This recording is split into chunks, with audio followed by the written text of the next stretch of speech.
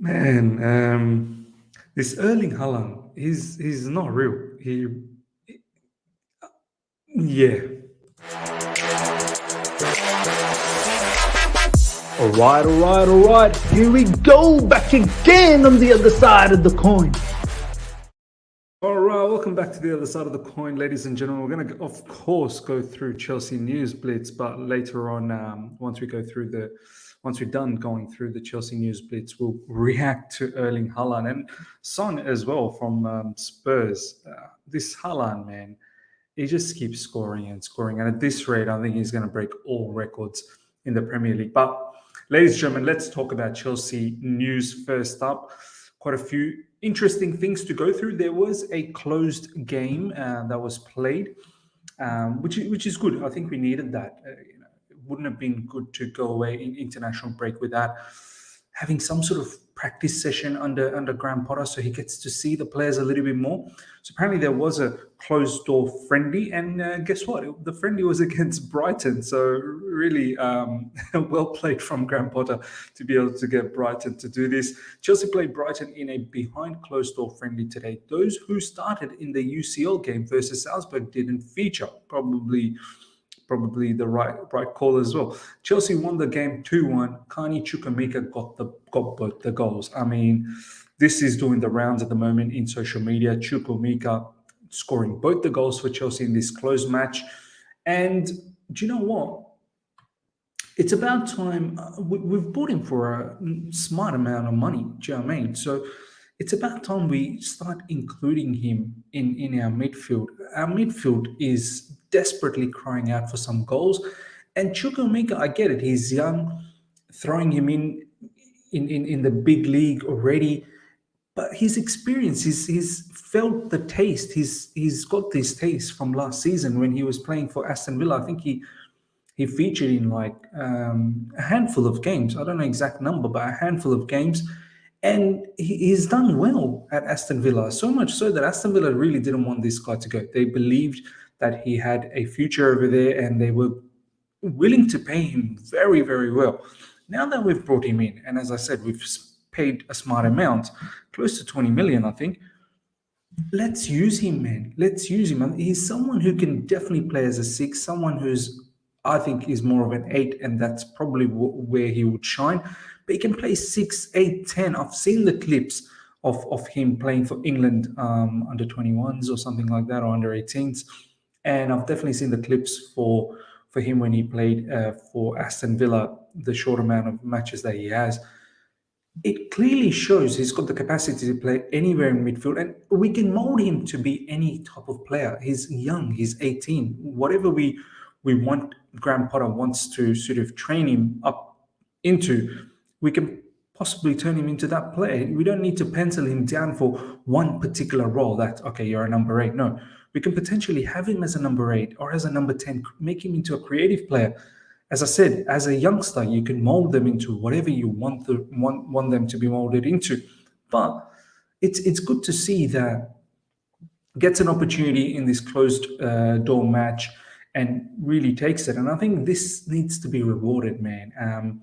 Whether it's minutes off the bench, whether it's a start, it just needs to be rewarded so that they know that the hard work is paying off, that hard work is not just going down the drain. So, and in a team that is desperate for goals, I feel like Chukwuemeka, he definitely can press. He's got good work ethic from the clips that I've seen, but he's got goals. So, and he's got that creative sense in him from what I saw when he played for England, the under 18s or under 20s, something like that.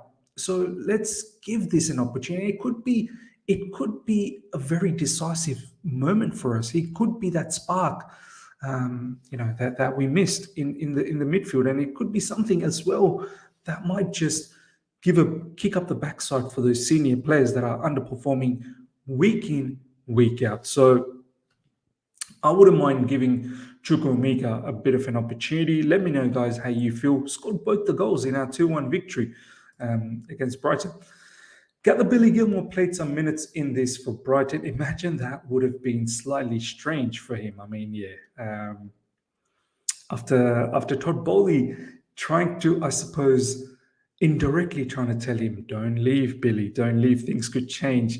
He wasn't keen on a loan, he left, and now he finds himself playing a friendly match against Chelsea in a closed indoor situation. So definitely would be strange for Billy Gilmore, but nonetheless, wish him all the best at Brighton.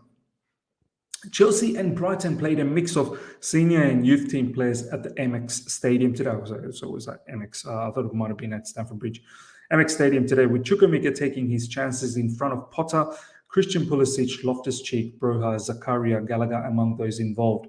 Look, these are the games that you feel players like Christian Pulisic, Loftus Cheek off the bench was actually pretty good against Salzburg. Broja, this is the game that you need to step up. Do you know what I mean? Practice games. Gallagher as well. And out of all the names, Chukwuemeka is the one that scored 2. But of course, I don't know. I don't know the highlights. I don't know the full report. Maybe these guys have produced a good game in terms of maybe assist or overall game was good, but should try your level best to be in the goal sheet in these sort of matches.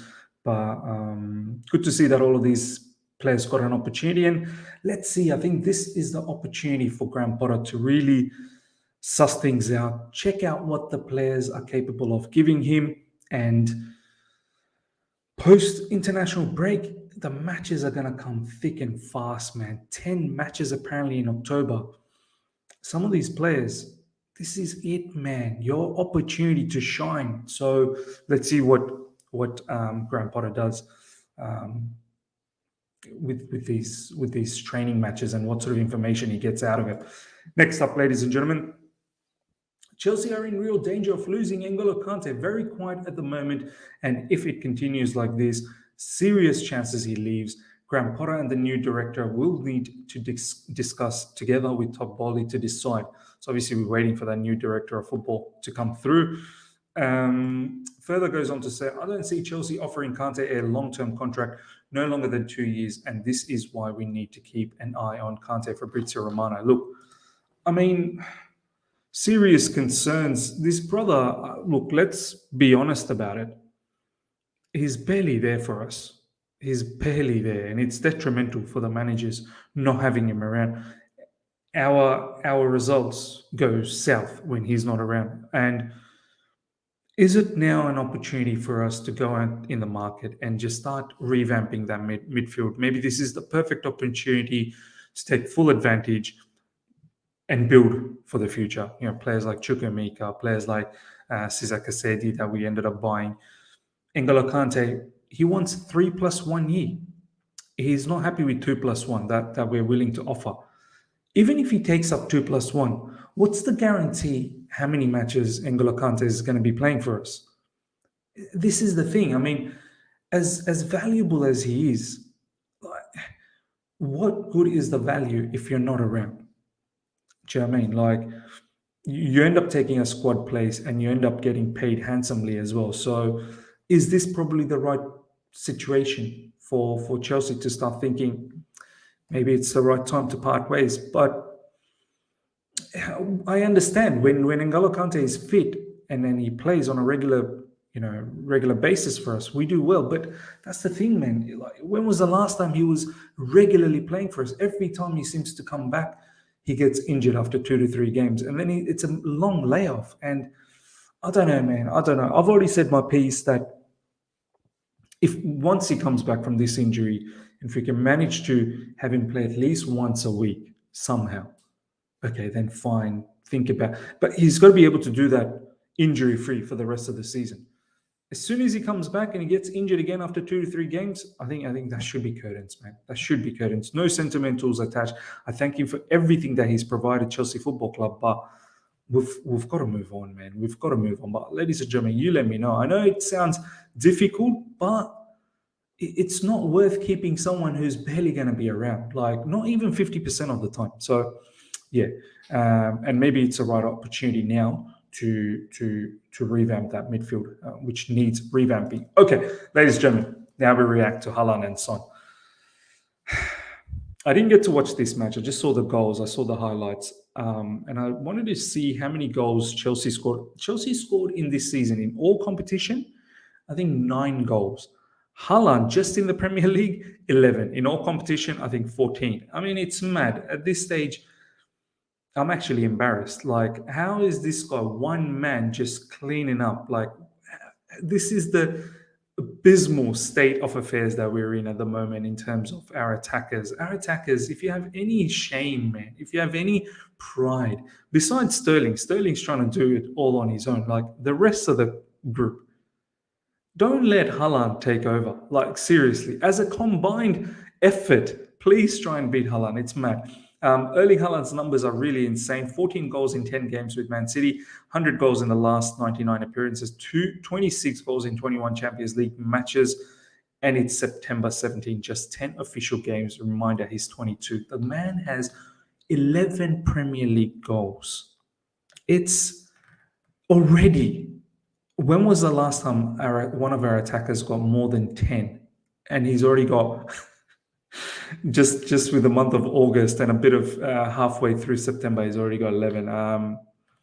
Man City's flying. They're top of the table at the moment. Spurs as well joined, I think, top of the table. Erling Haaland is the first player in the competition's history to score in each of his first 4 Premier League away games. This won't be the last record he breaks. Incredible. Nice goal he scored as well against Wolves. Erling Haaland has become the first player in the Premier League history to score in each of his... So we've gone there. Erling Haaland has now scored 100 goals in his last 99 games. In all competitions since leaving Red Bull Salzburg. This is he's not just doing it in like 1 or 2 leagues, he's doing it in everywhere. People thought, even me, I had some doubts that, is he going to be able to do it in the Premier League? He's cleaning up the Premier League. He literally is cleaning up.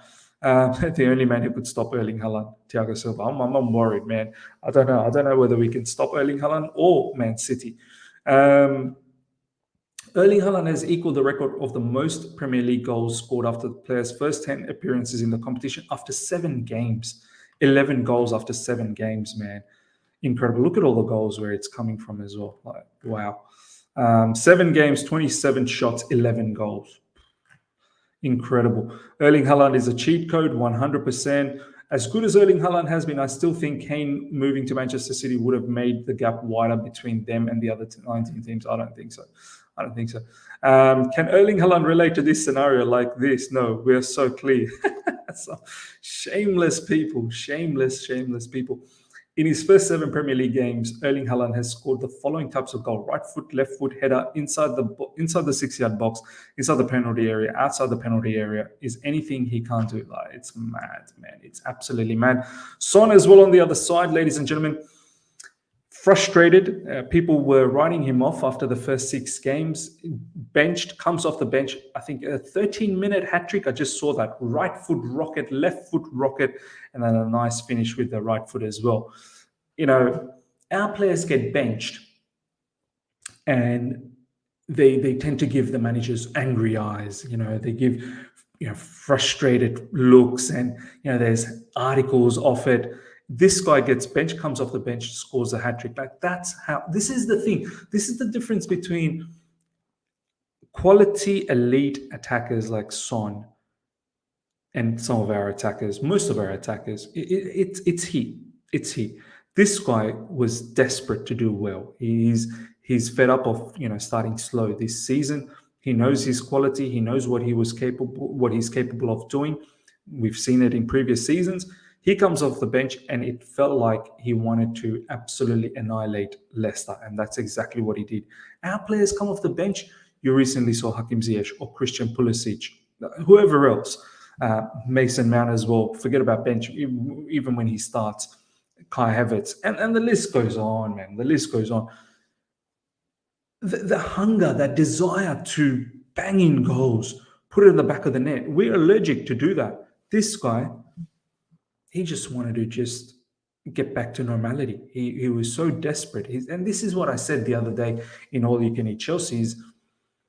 We say that managers need to get the most out of these attackers. No, like you think about from a forget about football. Just think about from a normal standpoint, your workplace, like my workplace, when I was, starting off my career.